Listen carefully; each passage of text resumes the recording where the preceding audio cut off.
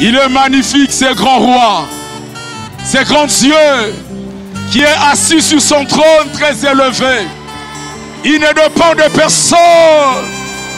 Il ne dépend de rien. Il est magnifique, ce grand roi. Exalte ton sauveur. Loue ton Dieu. Magnifie sa personne. C'est lui qui était, qui est, qui revient. Brille sur nous, Seigneur. Brille, brille. Brille sur nous, Jésus. Brille sur nous. Brille que le monde voit. Brille, brille. Qu'il brille ce matin.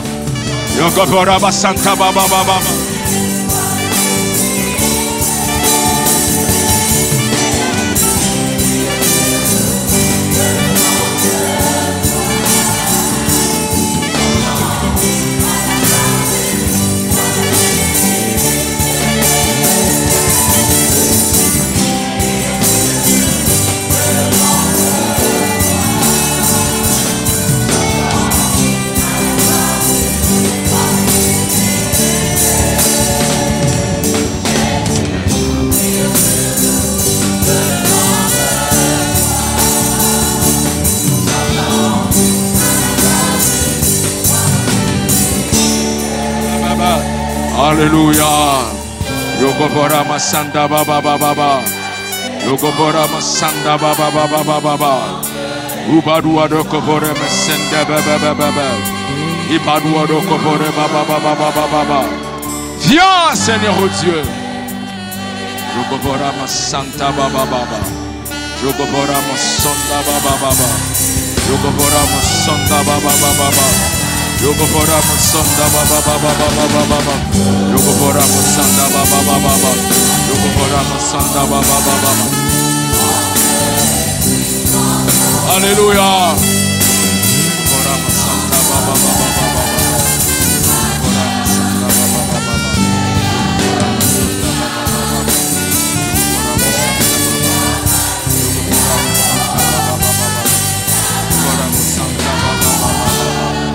Alléluia. Alléluia. Alléluia. Shukamara Santa Baba Baba Baba. Shukamara Santa Baba Baba Baba Baba. Sauroberes. Jésus, viens briller sur nous. Viens briller sur nous ce matin. Viens briller sur nous. Viens briller sur nous. Viens briller sur nous. Brille sur nous, Jésus. Viens glorifier ton Saint-Nom. Viens nous faire du bien ce matin. Viens, nous avons besoin de toi. Nous voulons t'entendre, Dieu, nous parler. Nous voulons que tu manifestes, Dieu, ta gloire, ta majesté, ta puissance, ainsi que Dieu, ta sainteté. Viens, viens prier sur nous, Jésus. Merci, Jésus, merci. Merci, Seigneur.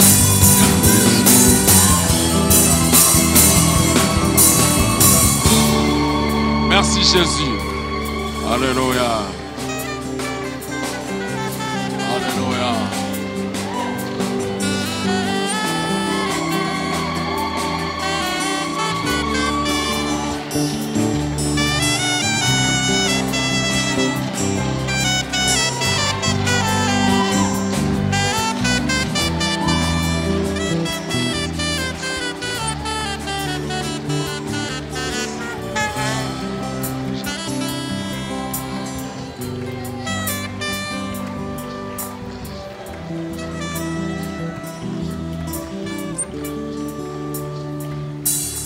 Alléluia. Nous sommes devant le grand roi, le grand Dieu, le redoutable, le Saint d'Israël.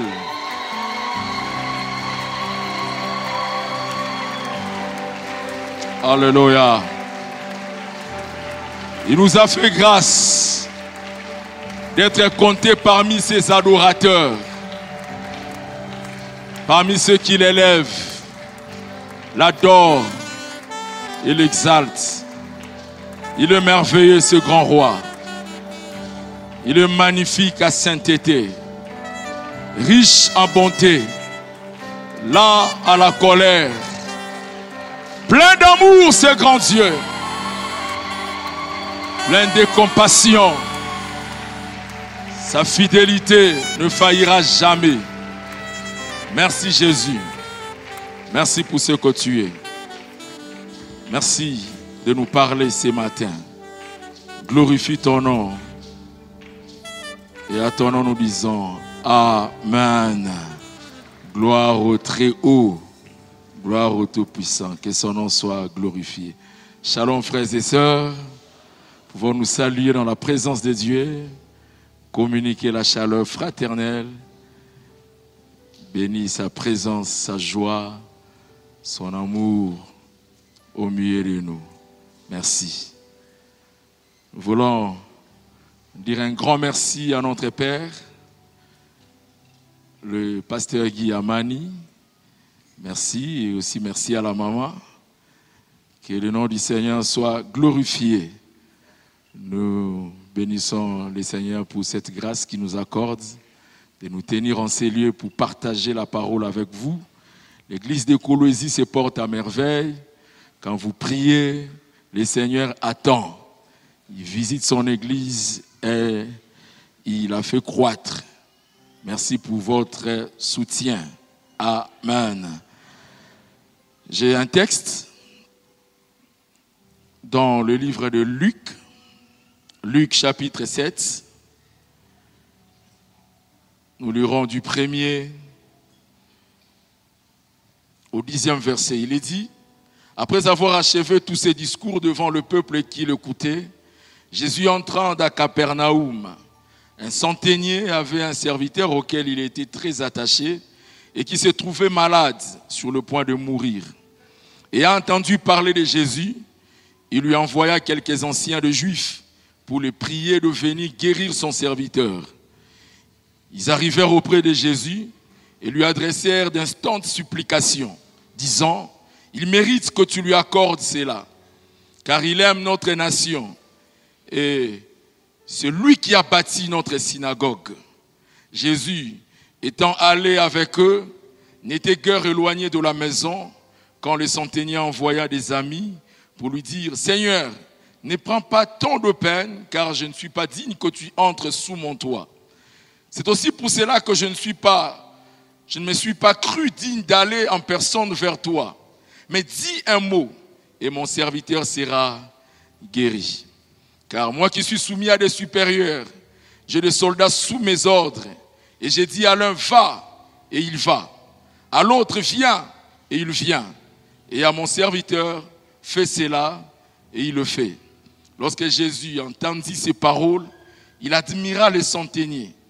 Et se tournant vers la foule qui le suivait, et il dit, « Je vous l'ai dit, même en Israël, je n'ai pas trouvé une aussi grande foi. » De retour à la maison, les gens envoyés par les centeniers trouvèrent guéri le serviteur qui avait été malade. Que Dieu bénisse sa parole.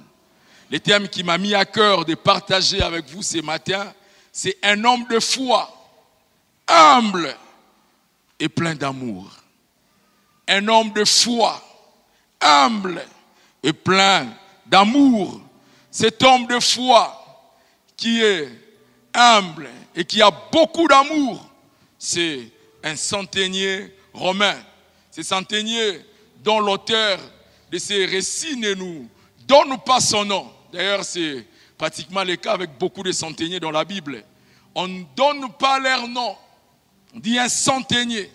Un centenier, c'est un officier romain qui est à la tête d'une centaine de soldats, d'une centurie. Donc, un groupe constitué de 100 soldats. C'est au gradé. Cet homme riche, oui, il est riche parce qu'il avait bâti une synagogue. C'était avec ses propres moyens. Il était riche. Malgré son grade, malgré sa richesse, malgré son rang social, il est plein de vertus. Plein plein de vertus. Il a de l'humilité, il a la foi et il est plein d'amour. Oh, je prie que Dieu nous donne de tels riches à l'église. Des hommes qui ont beaucoup, qui ont des grands biens, des grands comptes à banque, mais qui cependant savent s'abaisser, savent composer avec les autres, ont de la compassion dans leur cœur, sont caractérisés par une très grande foi. Souvent on pense que la foi, c'est une affaire de pauvres et de démunis. Non, la foi, c'est une affaire des chrétiens. Ça n'a rien à voir avec le rang social. On peut être riche et être un homme de foi. On peut être pauvre et aussi manifester la foi. Il y a des pauvres qui sont très prétentieux. Et il y a des riches qui sont humbles, à l'instar de ces centeniers romains. Il est humble, mais pourtant c'est un haut gradé. Il est élevé, il est considéré. Il a de grands biens, mais caractérisé par l'humilité. Beaucoup de gens pensent que les riches ne sont pas humbles. Les riches sont de prétentieux. Souvent, c'est le cas. Mais les véritables chrétiens qui sont riches, qui ont de grands moyens, manifestent de l'humilité. Manifestent de l'humilité. Ils ont des vertus. La chrétienté est démontrée par les vertus. Jésus n'a pas dit, vous le reconnaîtrez par leur pauvreté ou par leur richesse. Il a dit, vous le reconnaîtrez par leurs fruits. Vous le reconnaîtrez par leurs fruits. Comment on te reconnaît chrétien? Comment on te reconnaît enfant de Dieu? Nous sommes reconnus comme des enfants de Dieu, comme des chrétiens, par les vertus que nous manifestons, par les qualités de vie. Ces qualités de vie qui ressemblent à celles qu'avait Christ. Et cet homme en a. Et il les démontre. Quand vous lisez les textes, vous le voyez, vous trouvez comment est-ce qu'il est rempli de vertus. Alors, et voyons ces vertus en détail. Ces vertus que nous devons, il reste avoir. Première vertu qu'il a, c'est la foi. Il a la foi. Et cette foi, ça se découvre par son langage, par ses dires. Quand il envoie, au verset 3, il dit, ayant entendu parler de Jésus, et lui envoya quelques anciens de Juifs. Il avait simplement entendu parler de Jésus. Et il lui envoie quelques anciens de Juifs. Pourquoi? Pour venir, pour qu'il vienne, pour que Jésus vienne et qu'il guérisse son serviteur qui était malade. Et pendant que ce serviteur était arrivé auprès de Jésus pour lui parler, directement Jésus s'est déplacé. Et il a commencé à suivre ses serviteurs pour aller où étaient les centeniers avec son serviteur qui était malade. J'aimerais dire à quelqu'un, ta foi fait déplacer Jésus. Si tu as la foi, Jésus va commencer à bouger. Il bouge quand il voit la foi. Sans la foi, nul ne peut lui être agréable. Dieu n'est pas impressionné par des prières que nous faisons monter devant lui. Dieu est touché et agit quand il voit la foi. Et si tu as la foi, il te sera fait selon que tu attends de Dieu. Amen. Il est prêt à le faire. Et pendant qu'il s'approchait, avant d'entrer dans le toit de ses centeniers, là où il était, il a envoyé d'autres serviteurs, ses amis. Il leur dit, allez dire à Jésus, je ne suis pas digne que tu entres dans ma maison. Dis seulement un mot et mon serviteur sera guéri. C'est-à-dire, il augmente la dimension de sa foi. Il a dit qu'il guérisse mon serviteur. Et Jésus s'est approché. Et à peine qu'il voulait entrer à la maison, il dit non, ce n'est pas la peine que tu entres.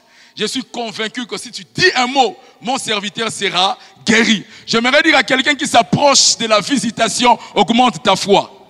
Tu as prié, tu as demandé des choses à Dieu et tu es convaincu que Dieu va agir. C'est le temps maintenant d'augmenter ta foi. Mais souvent, plus on s'approche des grâces, des bénédictions de Dieu, plus on perd la foi. On dit ça traîne. Non, augmente plutôt ta foi. Crois que ton Seigneur agira et il te fera du bien et il te sera fait selon ta foi. J'apprécie beaucoup la foi de ces centeniers qui implorent la guérison de son serviteur qui est malade. Ça, j'apprécie beaucoup. Mais je déplore son manque de foi. Il avait aussi un manque de foi. Il ne pouvait pas s'attendre à être pardonné de ses péchés. Il croit que Jésus peut guérir son serviteur, mais il ne croit pas que Jésus peut pardonner ses péchés. Il dit, je ne suis pas digne que tu entres sous mon toit. Pourquoi? Parce qu'il était indigne. Sûrement, il menait une vie qui ne glorifiait pas le Seigneur. Il se reprochait de certains péchés. Et connaissant la pureté et la sainteté de Christ, il n'a pas voulu qu'il entre sous son toit. Mais pourquoi ne pas croire que Jésus peut pardonner ses péchés? Beaucoup de gens croient à des visitations matérielles. Croient que Jésus peut changer leurs conditions de vie. Mais ils n'ont pas la foi pour abandonner le péché. Quelqu'un peut aussi croire que Jésus peut le visiter pour qu'il abandonne l'ivrognerie. C'est possible. Pourquoi seulement croire que Jésus peut te donner des enfants et ne pas croire que Jésus peut te donner la force de les craindre? Pourquoi ne pas croire que Jésus peut t'aider aussi à abandonner le colportage, la haine, la jalousie? Souvent, on n'a pas cette foi. Notre foi, elle est souvent matérielle. Je crois à la guérison. Je crois que ma vie changera. J'irai de l'avant. Je vais prospérer. Je veux me marier. Mais est-ce que tu crois aussi que Jésus peut te sanctifier, peut te purifier? Il dit, je ne suis pas digne que tu entres sous mon toit.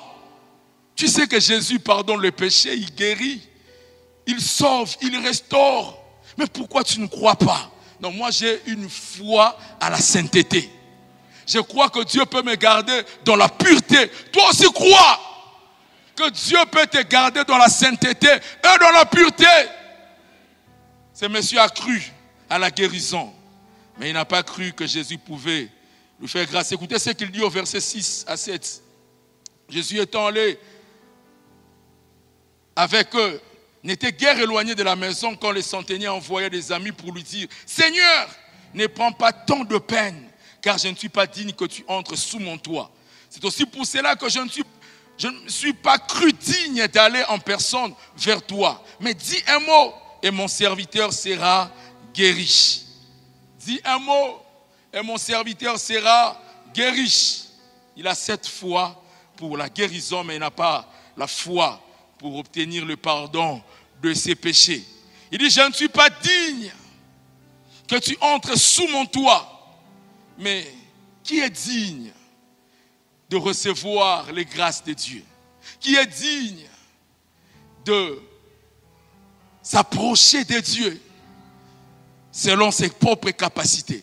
Ce monsieur compte sur sa pureté, sur ses efforts, mais il ne compte pas sur la grâce de Dieu. La Bible dit la justice de l'homme est comme un vêtement souillé. La justice de l'homme est comme un vêtement souillé. Ses yeux sont tellement purs qu'il ne peut pas voir le mal. Et dans Psaume chapitre 130, le verset 3, il dit, si tu gardais le souvenir des iniquités, éternel Seigneur, qui pourrait subsister? S'il pouvait tenir compte des iniquités, qui pouvait s'approcher de lui? C'est pourquoi il ne faut pas s'approcher de Jésus sur base de ses mérites, de ses efforts, mais il faut s'approcher de lui par la grâce. C'est ce qui m'amène même à donner 3 grandes caractéristiques de la foi dans ces textes. La première caractéristique de la foi, c'est qu'elle nous sauve. La foi nous sauve. Ephésiens chapitre 2, le verset 8, il dit, car c'est par la grâce que vous êtes sauvés, par le moyen de la foi. Et cela ne vient pas de vous, c'est le don de Dieu. Ce n'est point par les œuvres, afin que personne ne se glorifie. Ce monsieur ne sait pas s'approcher de Christ parce qu'il n'a pas encore bénéficié de son salut. Il pense qu'on est sauvé par des efforts, par des stratégies, par tout ce qu'on peut faire. Non, on n'est pas sauvé par des efforts, on est sauvé par la grâce. Au moyen de la foi. La foi doit s'exprimer pour recevoir la grâce. La grâce est accordée à tout le monde. Le salut est accordé à toute l'humanité. Jésus a crié à la croix, Père, pardonne-leur, car ils ne savent pas ce qu'ils font. Cette parole concerne tous les humains. Ça s'applique à tout le monde. Tout le monde doit bénéficier de cette parole. Mais tout le monde n'est pas pour autant sanctifié par cette déclaration de Jésus. Ceux qui reçoivent son pardon sont ceux-là qui croient.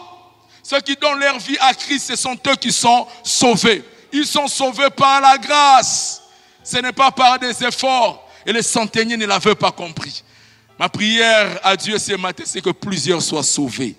Ceux qui ne le connaissent pas puissent ouvrir leur cœur pour recevoir les saluts. Qu'ils puissent obtenir cette grâce qui a été accordée à toute l'humanité. Ça, c'est la première caractéristique de la foi. Elle nous sauve d'abord. Elle commence par nous réconcilier avec le Père. Deuxième caractéristique de la foi, c'est qu'elle est bâtie sur la parole et compte sur la parole. La foi est bâtie sur la parole et compte sur la parole. Au verset 7, le centenier dit, « Dis seulement un mot et mon serviteur sera guéri. » En d'autres termes, prononce une phrase, dis une parole et mon serviteur sera guéri. Non, j'aime sa foi. Il est en train de croire que Jésus et sa parole sont la même chose. Il n'y a pas de différence entre Jésus et sa parole. S'il vient, il va imposer la main à mon serviteur, il sera guéri.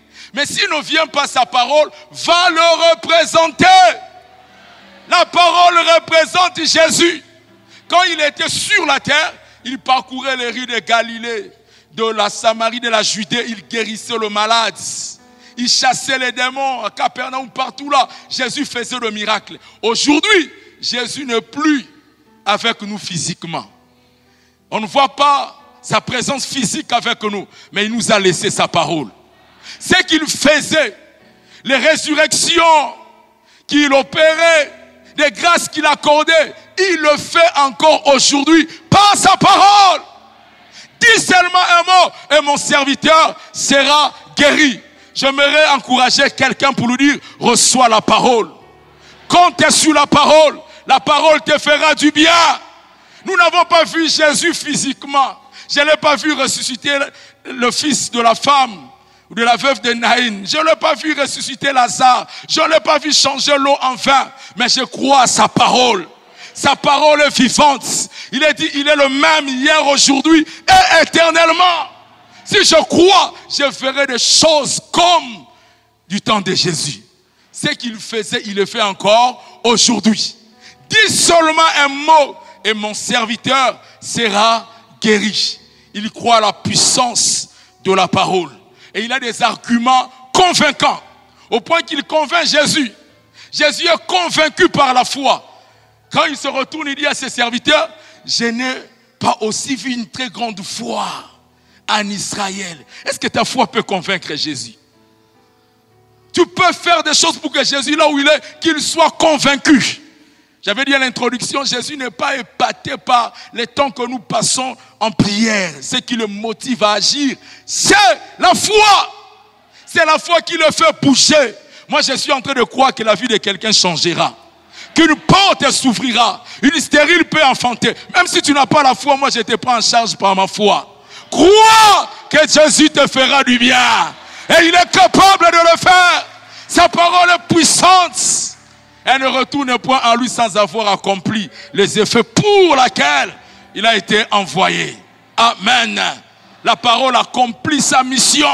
Que Dieu t'ouvre des portes. La parole est puissante. Elle est efficace. Elle est tranchante et qu'une épée quelconque à double tranchant. Elle pénètre, elle sépare les pensées de l'esprit. La parole est capable de faire des choses, de faire des miracles. Au commencement, Dieu a créé par la parole. Le monde était informe et vide, mais Dieu a commencé à parler. Et quand il parle, il y a la vie. Alors crois à la parole. Jésus et les centeniers ne s'étaient jamais rencontrés, mais leurs paroles s'étaient rencontrées. Ils n'étaient pas allés voir Jésus. Jésus ne l'avait pas vu. Mais il a dit, dis un mot et mon serviteur sera guéri. Et Jésus aussi a commencé à parler. La foi est du domaine de l'invisible. Ça, c'est la foi. Ce n'est pas physique, ce n'est pas matériel. La foi est spirituelle et surnaturelle. Romains 8, 24 dit ceci. Car c'est en espérance que nous sommes sauvés. Or, L'espérance qu'on voit n'est plus espérance. Ce qu'on voit, peut-on encore l'espérer? La foi est du domaine de l'invisible. Et ça fonctionne avec des paroles. L'homme de foi parle. La foi est bavarde. La foi parle, la foi confesse. 2 Corinthiens chapitre 4, le verset 13 dit, j'ai cru, c'est pourquoi j'ai parlé. Nous aussi nous croyons, c'est pour cela que nous parlons. Si tu as la foi, tu parleras. La foi n'attend pas d'abord voir pour croire. La foi croit et voit le miracle après. Et c'est pourquoi celui qui croit commence déjà à parler. Commence déjà à confesser. Si jusque-là tu ne parles pas encore, c'est parce que tu ne crois pas. Si tu avais la foi, tu allais commencer à parler. Tu parlerais de ce que tu feras demain. Tu parlerais de tes exploits avec Dieu. Tu parlerais des choses. Ce n'est pas la prétention, mais c'est la confiance à l'Éternel. Moi j'ai cru, c'est pourquoi j'ai parlé. Nous aussi nous croyons, c'est pourquoi nous parlons. Donc si tu ne parles pas, c'est que tu ne crois pas. Si tu avais la foi, tu allais parler. On allait entendre des choses sortir de toi. Vous n'avez pas encore des enfants, mais vous parlerez de vos enfants. Oh, Dieu nous donnera des enfants. Nous irons de l'avant. Les choses vont bouger. Je vais réussir. Ça changera parce que la foi est bavarde. Elle parle. Alors confesse des choses. Déclare des choses. Et tu le verras s'accomplir. Car Dieu veille derrière sa parole pour exécuter. Dieu veille derrière sa parole. La foi parle. Quand il avait envoyé les espions pour aller voir la terre promise, ils sont allés, ils ont vu, et puis ils sont rentrés. Certains ont commencé à murmurer, à bouder, à décourager la foi des autres. Et le Seigneur a dit quoi? Je ferai tel que vous avez fait entendre à mes oreilles. Je ferai tel que vous avez fait entendre à mes oreilles. Qu'est-ce que Dieu attend quand tu pries, quand tu parles avec les autres? Qu'est-ce qu'il attend? Est-ce qu'il attend un langage de foi, un langage de confiance? Il cherche les hommes de foi. Et ces hommes de foi parlent. Amen. Et quand Jésus a entendu, il a dit non, non, non, c'est pas possible. Ça j'aime. Ça j'aime. Et il dit à la foule qui était là, même en Israël, je n'ai pas vu une aussi grande foi comme celle qu'a ce centenier. Lui, là où il était à la maison, il n'avait pas entendu ce que Jésus était en train de dire à la foule. Jésus témoigne la foi. Et souvent l'homme de foi ne voit pas, n'attend pas, ne sait pas ce que Dieu est en train de préparer pour lui. Alors qu'il est en train de vanter sa foi. Il dit, même là, je n'ai pas vu une aussi grande foi. Je n'ai pas vu cette foi en Israël. J'aimerais dire à un homme de foi, Jésus est en train de témoigner pour toi. Dans une entreprise, il parle à un chef, il le convainc. Il sent comme un désir de t'engager. Quand il regarde ton dossier, c'est parce que Dieu parle à son cœur. Il le touche.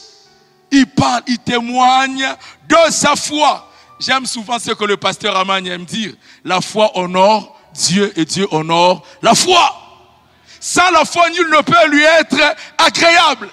Mais il faut que celui qui s'approche de Dieu croit que Dieu existe et qu'il est le rémunérateur de tout ce qui le cherche. Dieu va te rémunérer. Il va récompenser ta foi. Il va te faire du bien. Manifeste ta foi. Démontre-la.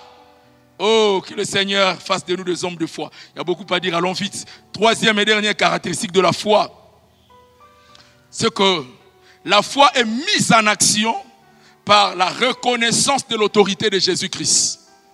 La foi est mise en action par la reconnaissance de l'autorité de Jésus-Christ. Ce centenier reconnaît l'autorité de Jésus. Il élève Jésus. Il dit au verset 8, car moi qui suis soumis à des supérieurs, j'ai des soldats sous mes ordres. Et j'ai dit à l'un, va, et il va. À l'autre, viens, et il vient. Et à mon serviteur, fais cela, et il le fait. Ce que moi je fais physiquement, toi tu peux le faire spirituellement. Tu as une très grande autorité. Tu n'es pas n'importe qui. Vous savez que notre Jésus peut tout. Et il a tout. D'ailleurs la Bible dit que tout a été créé par lui et pour lui. Et celui qui reconnaît son autorité, son pouvoir, sa puissance, sa suprématie, n'aura peur de rien. Peu importe les défis auxquels il fera face, il ne doutera pas. Il ne faiblira pas par incrédulité, mais il croira à la puissance surnaturelle de Jésus.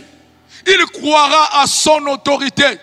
L'homme de foi ne compte pas sur le matériel, sur ses compétences, sur ce qui est disponible. Il compte sur la grâce de Dieu. Il compte sur la puissance de Jésus-Christ. C'est ça l'homme de foi. Et c'est Jésus, la Bible dit de lui dans Colossiens chapitre 1, le verset 17, qu'il est avant toute chose. Et toute chose subsiste en lui. Il est la tête du corps de l'Église. Il est le commencement, le premier-né d'entre les morts, en fait d'être en tout le premier. Car Dieu a voulu que toute la plénitude habita en lui. Toute la plénitude habita en lui. Il est tellement grand, il est tellement élevé. Et la Bible renchérit en disant qu'il a dépouillé les dominations et les autorités. Et les a livrés publiquement en spectacle, en triomphant d'elle par la croix. Il a triomphé de puissance et de domination à la croix. Et si vous savez qui il est, ce qu'il est capable de faire, vous n'allez avoir peur de rien. Vous ne douterez pas parce qu'il est tellement puissant, il est tellement grand. Voilà ce qui fonde la foi. Et la logique de cette foi a pour soubassement la puissance de Jésus-Christ. Ce n'est pas la raison humaine, mais c'est la puissance de Jésus-Christ. Cette foi compte sur les attributs divins. Il sait que Jésus est omniscient, omnipotent et omniprésent. Jésus est capable de tout. Même s'il se retrouve dans un endroit où il n'a personne pour l'aider, il sait que Jésus est présent. Il n'est limité par rien. Les temps, les circonstances ne peuvent pas le limiter. Sa puissance n'est ni territorialement limitée, ni limitée dans l'espace. Sa puissance est au-dessus de tout. Il est glorieux, il est tout puissant, il est magnifique, c'est Jésus. Est-ce que nous pouvons l'acclamer, le célébrer, le louer, parce qu'il est capable. C'est Seigneur glorieux. Alléluia. Oh, Jésus est tellement grand, il est tellement puissant.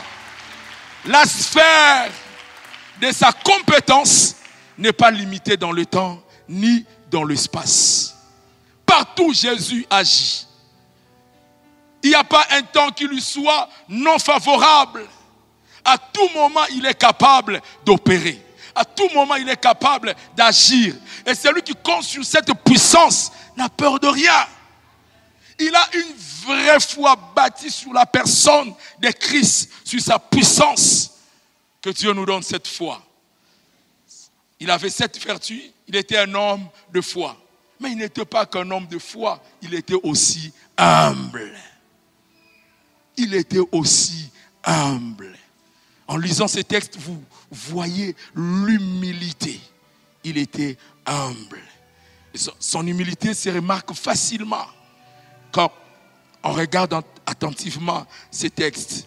C'est un homme élevé. Nous avons dit que c'est un centenier, le chef d'une centurion, un groupe de soldats. Et les commentateurs bibliques disent que c'est l'équivalent d'un capitaine dans les armées modernes. Mais voilà cet homme qui est haut élevé, qui a des soldats sous son autorité. Ces grands capitaines, on le voit manifester une très grande humilité. Il parle de son serviteur. Généralement, les grands, le chef, les supérieurs en grade sont caractérisés par l'orgueil. Ils méprisent, ils dominent, ils écrasent. Il dit, il se soucie de son serviteur qui est malade. La Bible dit, un de ses serviteurs qui était attaché à lui. Comme pour dire de temps en temps, il parlait avec ses serviteurs.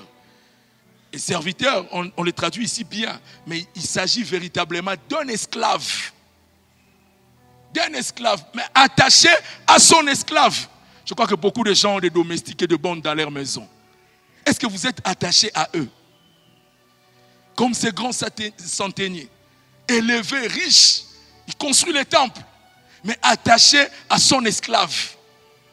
Quelle humilité! Souvent, nous ne connaissons même pas où habitent nos domestiques. Et lui, il est attaché. C'est-à-dire, de temps en temps, il parle avec lui. Quelqu'un sûrement s'est dit, ce n'est pas de mon niveau. Donc, si tu es enfant de Dieu, ça devait être de ton niveau. Notre Seigneur, le plus grand, Jésus-Christ de Nazareth, il s'est abaissé. Il a travaillé avec des hommes derrière des pécheurs. Il a lavé leurs pieds. Et il nous montre le modèle. Cet homme est grand, mais il manifeste le vertu. Le vertu. Et l'humilité est une des grandes caractéristiques de Christ. Il s'est présenté, il a dit, je suis doux et humble de cœur. Humble de cœur. C'est la grande marque qui distingue un enfant de Dieu. On le reconnaît par son humilité. Il est rare de voir de nos jours des hommes humbles. De plus en plus deviennent rares. Mais les enfants de Dieu authentiques devaient être des hommes humbles. Ce n'est pas parce que Dieu bénit, parce qu'il donne de grands biens, qu'on doit commencer à se prévaloir. Et j'aimerais aussi rapidement donner 3 grandes caractéristiques de l'humilité dans ces textes que nous découvrons dans le chef de ces centeniers. Première caractéristique, c'est que l'humilité se soucie des autres et le respecte. Un homme humble se soucie des autres et le respecte. Il ne le boude pas, il ne le méprise pas. Il les considère comme des hommes, des êtres humains créés à l'image et à la ressemblance de Dieu. Il a beaucoup, mais il s'est composé avec les démunis. Il s'est respecté son esclave. Il est attaché à lui. Il y a des gens, quand ils vous regardent, ils vous donnent même le dégoût de vivre. Quand ils vous regardent, vous-même vous vous regardez. Vous cherchez à avoir la saleté dans le corps. Parce qu'ils regardent avec mépris, avec dédain. Ça, ce n'est pas le regard d'un enfant de Dieu. Un enfant de Dieu a de l'humilité. Même s'il a beaucoup, il ne vit pas dépendamment de ses avoirs. Il ne repousse pas les autres, il n'écrase pas. C'est un homme gentil, c'est un homme généreux, c'est un homme doux. C'est un homme qui s'est composé avec les autres. La véritable humilité est démontrée dans ces textes. Il n'est pas comme ces pharisiens dont la Bible parle dans Luc chapitre 18, le verset 10 à 13, qui étaient allés dans le temple et qui levaient les mains, qui priaient et disaient à Dieu, moi je ne suis pas comme ces publicains. Je paye la dîme de tous mes biens. Je jeûne 2 fois. Quel homme spirituel. Je fais ceci, je fais cela. Je ne suis pas comme ces publicains. Les publicains ne lui ont rien fait. L'orgueilleux ne respecte pas les autres. Même si tu ne lui as rien fait, il vient seulement, il dit, ils vont me sentir aujourd'hui. On n'a rien fait. Vous allez me sentir. Quand il s'habille, il ne s'habille pas pour lui-même, il s'habille pour les autres. Aujourd'hui, ils vont sentir. Quand il roule, il ne roule pas pour se déplacer. Parce que le véhicule, c'est un moyen de déplacement. J'achète pour qu'on sente que j'ai un véhicule. Prétentieux. Je ne suis pas comme. Quelle impolitesse. Je ne suis pas comme ces publicains. Qu'est-ce qu'il t'a fait?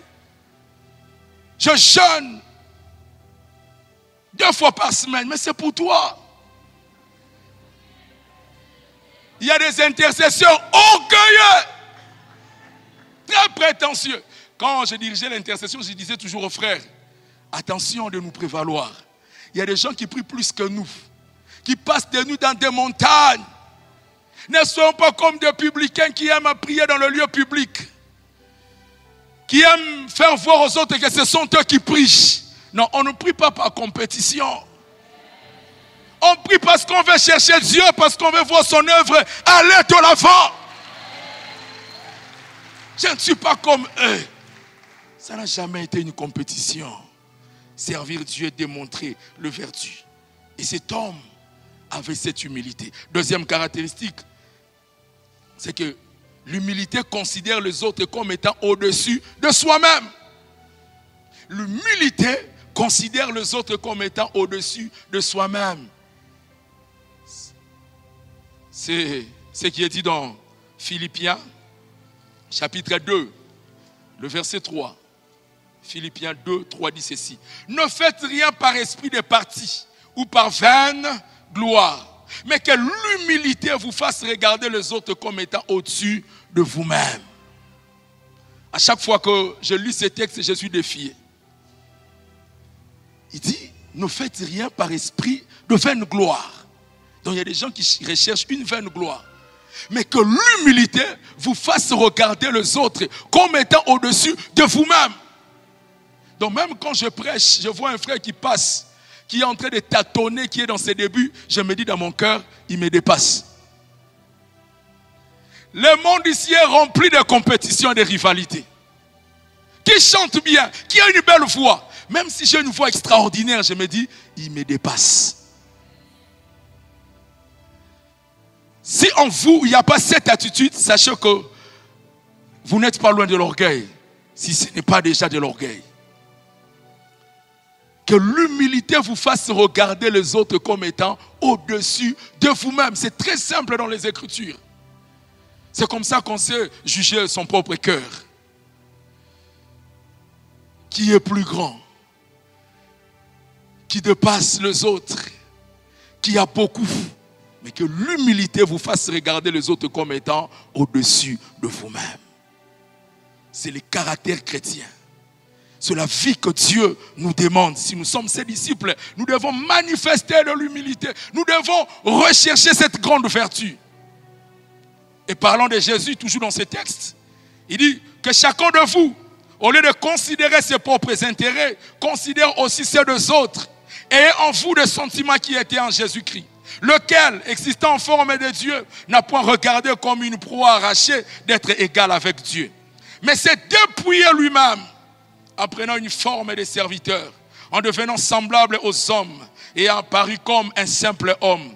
Il s'est humilié lui-même, se rendant obéissant jusqu'à la mort, même jusqu'à la mort de la croix. C'est pourquoi aussi Dieu l'a souverainement élevé et lui a donné le nom qui est au-dessus de tout nom, afin qu'au nom de Jésus, tout genou fléchisse dans le ciel, sur la terre et sous la terre, et que toute langue confesse que Jésus-Christ est Seigneur, à la gloire de Dieu le Père. Dieu aime l'humilité. Quand il voit un homme humble, il se prépare pour l'élever. Il se prépare pour lui faire du bien. J'aimerais dire à un homme humble, d'ici là tu seras surpris. Le monde sera étonné de ce que Dieu fera pour toi. Mais ne brandis pas ton humilité. Laisse que les autres puissent le reconnaître. Qu'ils puissent dire, il est humble.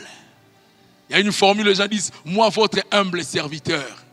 Non, l'humilité véritable ne se présente pas, ne se glorifie pas.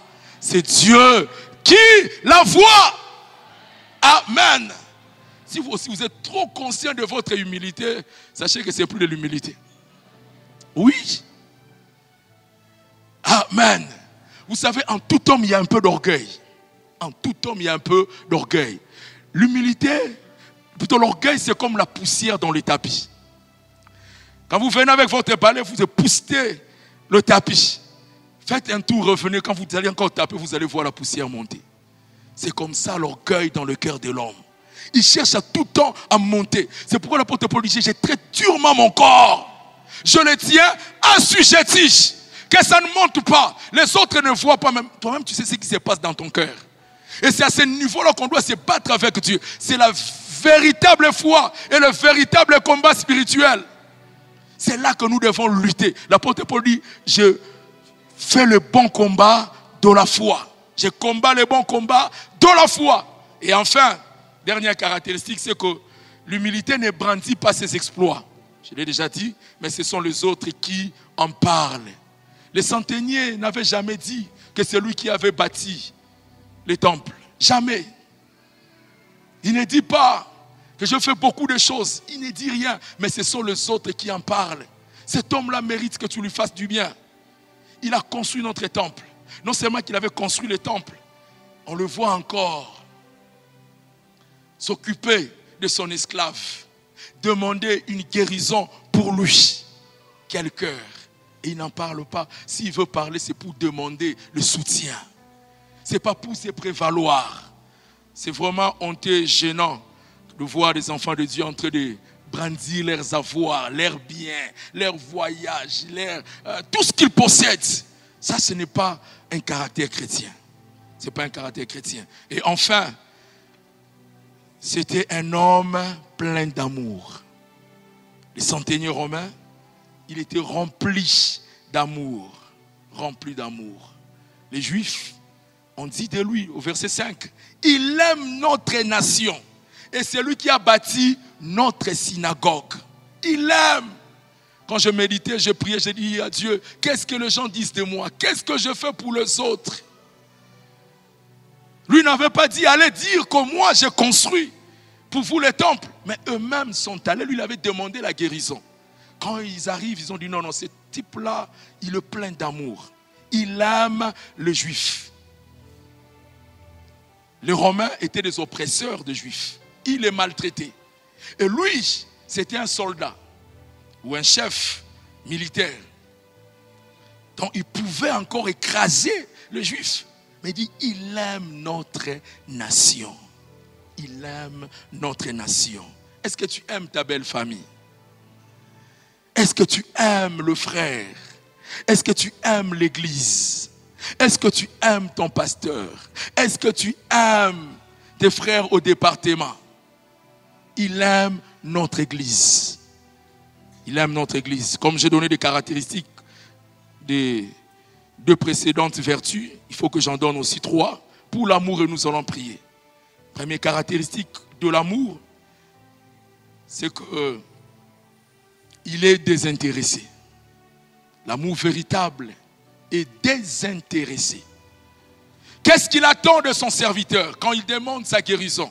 Quelqu'un pourrait dire, bon, parce qu'il est attaché à lui, il le sert, il veut sa guérison pour qu'il continue à le servir. Non, il avait beaucoup de serviteurs. Et il pouvait s'en passer de celui qui était malade.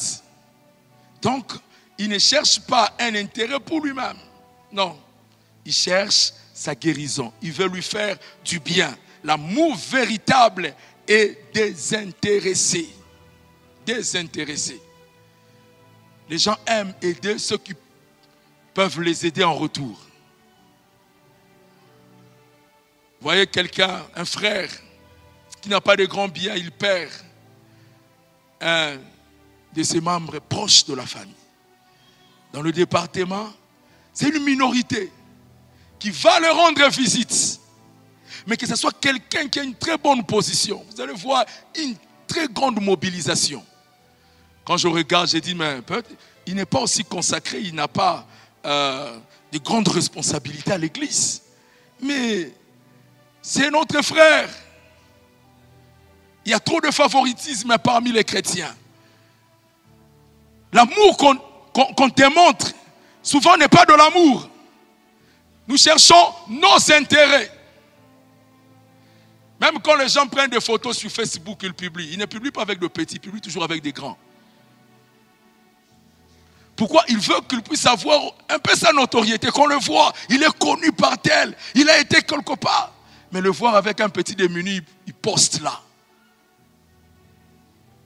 C'est petit, c'est rien, mais c'est très capital. Les gens aiment pour leurs propres intérêts, pourtant l'amour véritable est désintéressé. Désintéressé. Je fais tout simplement parce que j'aime. J'aime simplement, je fais. Deuxième caractéristique de l'amour, c'est qu'il nous coûte toujours quelque chose. L'amour coûte toujours quelque chose. Ça coûte toujours quelque chose. Tu ne peux pas dire que tu aimes sans dépenser. Tu peux dépenser de ton temps pour intercéder en faveur des autres. Tu peux dépenser de ton temps pour faire des visites, aller rendre visite aux malades. Tu dépenses de ton temps. Tu peux aussi donner de ton argent, de tes avoirs. L'amour coûte toujours quelque chose. La Bible dit, car Dieu a tant aimé le monde, il a donné son Fils unique, enfin que quiconque croit à lui ne périsse point, mais qu'il ait la vie éternelle. Il a donné son Fils unique. Donc pour évaluer les degrés de ton amour, regarde ce que tu donnes, regarde ce que tu fais. Et là encore, on ne donne pas selon les mondes. Parce que dans 1 Corinthiens, ce texte qui a sublimé l'amour dit, même quand je donnerai tous mes biens, si je n'ai pas de l'amour, cela ne me sert à rien. Donc on peut donner aussi pour se prévaloir. Mais le véritable amour donne avec désintéressement, veut voir l'autre évoluer, aller de l'avant. Ça lui coûte quelque chose. Ça lui coûte quelque chose. Et les gens ont du mal à parler du bien des autres. Très prompt à critiquer. Tu peux lui faire beaucoup de bien. Et tu faillis seulement. Dans un aspect, il va tout oublier. Il s'accroche seulement à ces mal-là. Et il va commencer à les rencontrer. Il rencontre. C'est pourquoi moi je n'aime plus entendre ceux qui accusent. Souvent ce n'est pas de l'amour. Ce n'est pas de l'amour. Et le Seigneur attend de nous cet amour. Les centeniers avaient un grand amour dans son cœur. Il aime. Il pense aux autres. Et enfin, l'amour est la mère de vertu et marche de pair avec la foi et l'humilité. L'amour est la mère de vertu. Il marche de pair avec la foi et l'humilité.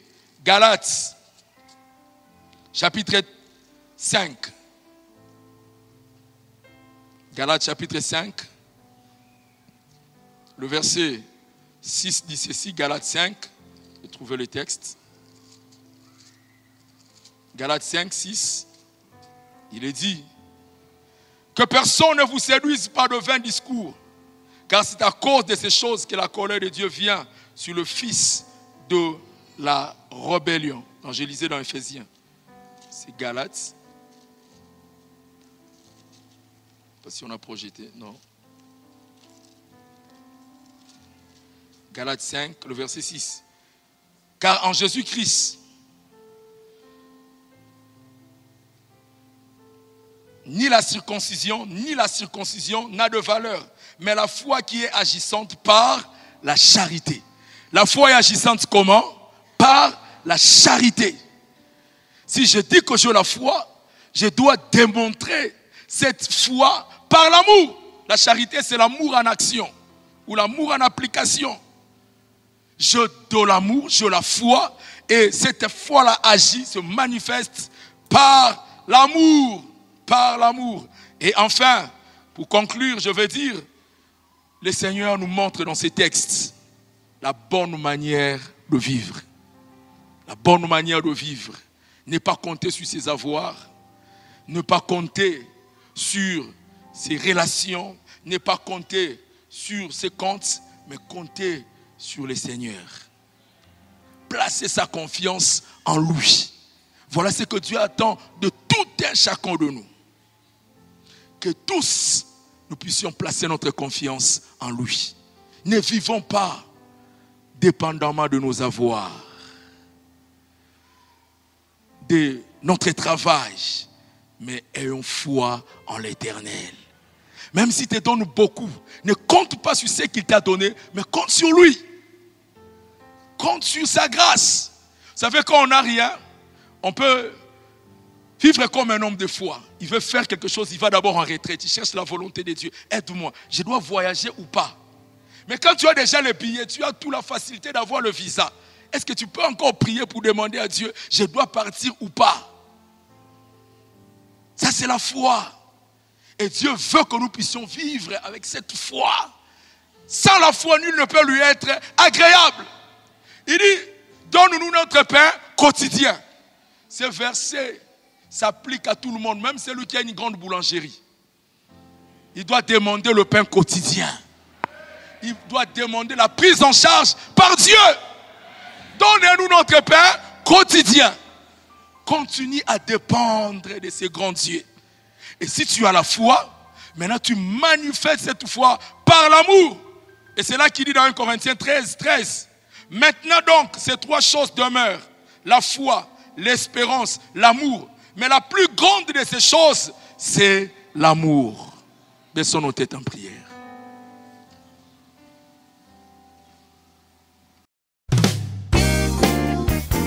Bien-aimés, nous vous remercions d'avoir suivi ce message et nous prions pour que la grâce du Seigneur continue à agir dans votre cœur et que le message puisse apporter des fruits pour lesquels Dieu l'a envoyé chez vous. Nous voulons juste vous encourager à vous qui n'avez pas encore donné votre vie à Christ, à faire cette prière avec nous maintenant et à faire cette prière avec un cœur ouvert et une décision venant de votre cœur. Vous pouvez juste prier avec nous maintenant, en répétant ces paroles après moi et en disant ceci. Seigneur Jésus, je t'ouvre mon cœur, je te donne ma vie.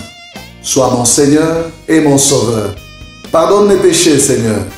Inscris mon nom dans ton livre de vie. Je m'abandonne à toi. Que le Saint-Esprit m'aide à te suivre et à te servir. Merci pour la nouveauté de vie et merci pour, Seigneur, au Dieu de gloire, l'obéissance à ta parole que tu crées en moi. Parce que c'est toi qui crées le vouloir et le faire selon ton bon plaisir. Je te dis merci. Amen. Que Dieu vous bénisse parce que vous avez pris la décision de devenir chrétien et de vous engager à suivre Jésus et à les servir. Vous pouvez nous contacter au numéro qui apparaît à l'écran et nous serons toujours disposés à répondre à vos questions, à vos préoccupations. Nous sommes là pour vous servir et nous serons aussi heureux d'avoir un temps de prière avec vous dans nos installations 6 avenue Kassavubu, Sandoa, à l'église La Parole Éternelle, ici à Lumbashi. Que Dieu vous bénisse, que sa grâce et sa paix soient dans vos maisons. Au revoir, nous vous aimons.